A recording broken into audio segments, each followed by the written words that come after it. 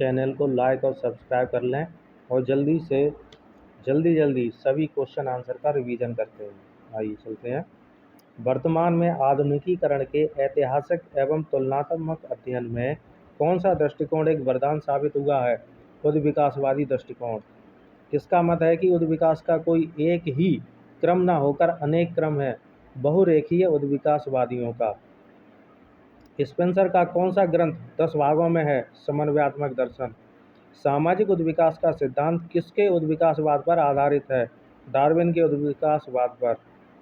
एक स्तर से दूसरे स्तर में संक्रमण किस दृष्टि से आवश्यक एवं अनिवार्य है? ऐतिहासिक दृष्टि से।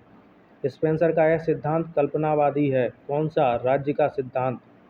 स्पेंसर का स्वास्थ्य कैसा था? प्रारंभ से ही नाजुक था और अंत तक नाजुक रहा। स्पेंसर जीर्ण रोग से ग्रसित था। सामाजिक उद्विकास के 3 प्रमुख सत्यों का प्रतिपादन किया है स्पेंसर ने। किस अवस्था में लोकतांत्रिक शासन को व्यापक समर्थन मिला? सभ्यता का उच्च स्तर। कौन से विद्वान सामाजिक उद्विकास के सतत और रेखीय क्रम को स्वीकार नहीं करते हैं? पार्सन्स।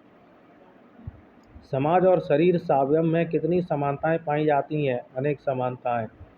किस लेख के माध्यम से स्पेंसर ने शासन के समुचित क्षेत्र के बारे में विवेचना की थी?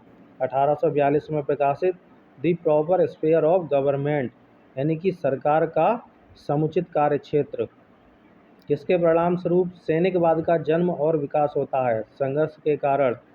स्पेंसर ने समाजशास्त्र के सिद्धांत पुस्तक को किस दृष्टि से 2 भागों में बांटा था? विषय सामग्री की दृष्टि से। स्पेंसर ने किस पुस्तक में समाज और सावयव में सादृश्यता एनालॉजी स्थापित कर सामाजिक उद्विकास की अवधारणा को प्रस्तुत किया था? प्रिंसिपल ऑफ सोशियोलॉजी में। किसकी अध्ययन पद्धति दोषपूर्ण है? उद्विकासवादियों की। किस स्तर में सामाजिक संबंधों का आधार सेना होती है? दैवीय और सैनिक युग में।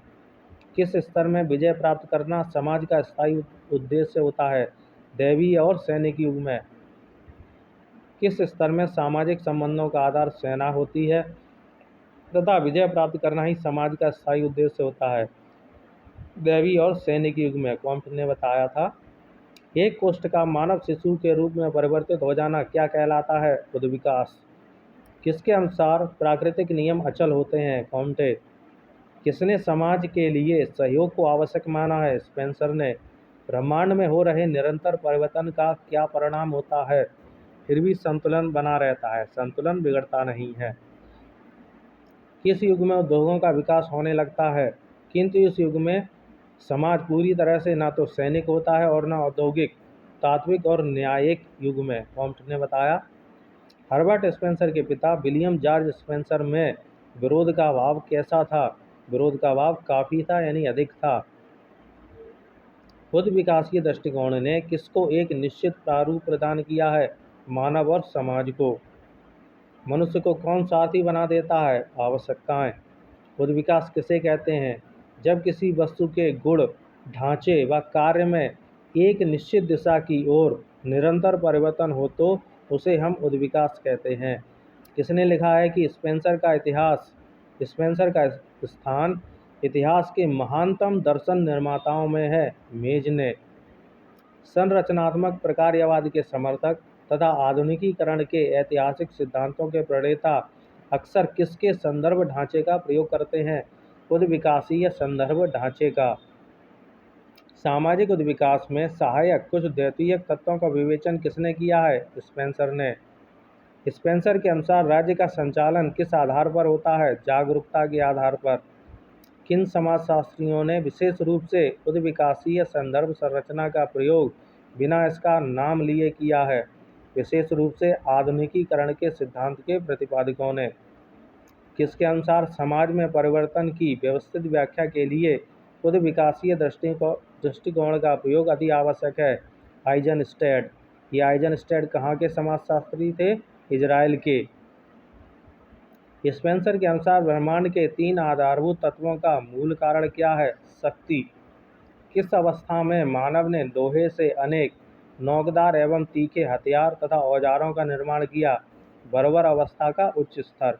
किस अवस्था का? बर्बर अवस्था का। और कौन सा स्तर? उच्च स्तर। हर्बर्ट स्पेंसर का जन्म कब और कहाँ हुआ था? 27 अप्रैल 1820 को इंग्लैंड के डर्बी नामक स्थान में। किस अवस्था में भूमि को संपत्ति माना गया? कृषि स्तर में।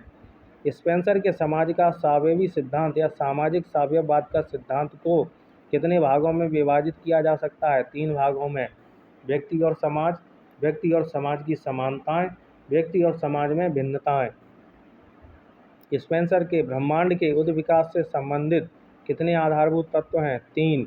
ब्रह्मांड के संतुलन के तत्व, ब्रह्मांड के 3 आधारभूत तत्व और 4 द्वितीयक मान्यताएं। समाजशास्त्र के सिद्धांत में स्पेंसर ने किसकी व्याख्या की है? नियंत्रण की। या नियंत्रण की व्याख्या स्पेंसर ने किस पुस्तक में की है? समाजशास्त्र के सिद्धांत में। स्पेंसर के किस सिद्धांत में अनेक विरोधी बातें हैं? प्राकृतिक अधिकारों के सिद्धांतों में। कौन 40 वर्ष की अवस्था में लेखन के क्षेत्र में उतरे थे? स्पेंसर। इसने 33 वर्ष तक जीवन, ज्ञान एवं शिक्षा के विभिन्न पक्षों पर लिखा? स्पेंसर ने। कौन 40 वर्ष की अवस्था में लेखन के क्षेत्र में उतरे और अगले 33 वर्ष तक जीवन, ज्ञान एवं शिक्षा के विभिन्न पक्षों पर लिखते रहे? हर्बर्ट स्पेंसर या स्पेंसर। किस धर्म के अनुसार समाज का विभाजन किया गया है? वर्ण धर्म। डार्विन का जन्म कब हुआ था? 1809 में। किसने लिखा है कि समाज में संघर्ष युद्ध के कारण 2 प्रकार के भय उत्पन्न हो जाते हैं? जीवितों का भय और मृतकों का भय। स्पेंसर ने। स्पेंसर के उद्विकास का चौथा गौड़ नियम कौन सा है? क्रमिक गति। कौन अधिक से अधिक व्यक्तियों को अपने अधीन रखना चाहते हैं? शासक। सार्वभौमिक उद्विकास के सिद्धांत के अनुसार विभिन्न संस्कृतियों में उद्विकास के परिणाम और स्वरूप कैसे रहे हैं? अलग अलग। समाजशास्त्र में संरचनात्मक विभेदीकरण और प्रकार्यात्मक विशेषीकरण की प्रक्रिया को व्यक्त करने के लिए किसने स्पष्ट रूप से उद्विकासीय अवधारणा की रचना की है? पार्सन्स, वेलाह और आइजनस्टाइन ने। किसके अनुसार उद्विकास के कोई स्पष्ट नियम नहीं है? नेडेल। स्पेंसर ने अपना विवाह क्यों नहीं किया? बीमारी के कारण।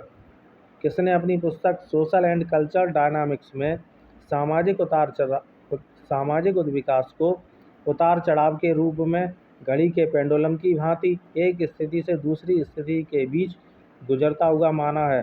पिटरिम सोरोकिन ने। पुस्तक सोशल एंड कल्चरल डायनामिक्स किसने लिखी? पिटरिम सोरोकिन। समाजशास्त्र के सिद्धांत स्पेंसर की किस योजना का अंग है? समन्वयात्मक दर्शन की योजना का अंग है।